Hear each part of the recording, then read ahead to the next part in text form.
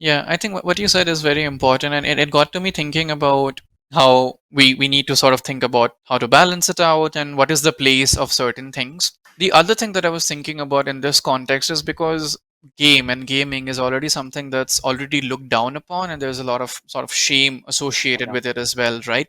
So that doesn't mean that it can't be prone to criticism. It has to be criticized, it has to be looked from a critical lens. The issue becomes that when you correct. look at something that's already been so criticized with a critical lens, it becomes that its entire existence is wrong. So these conversations Yeah, about microtransactions, about skins and other things, and what are the certain points of criticisms that can happen in a game must exist.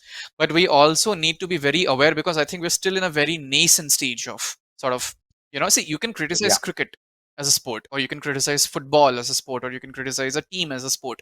You will not invalidate the existence of it. You will not say this is the worst thing in the world or it's mm, a waste of time, because we have reached that point in our history where we are acceptable of these things. I don't think we've done that with gaming. So I think it's important when we do criticize, and we must be critical of it, we also see the nascency of it, and not be like, oh, just yeah, because this microtransaction and these are the critical points of it, we tend to think like this whole thing is bad. So we also sort of need to give correct. the thing, which is the gaming, more benefit of doubt, more space and more room to exist while we pick these points of criticisms.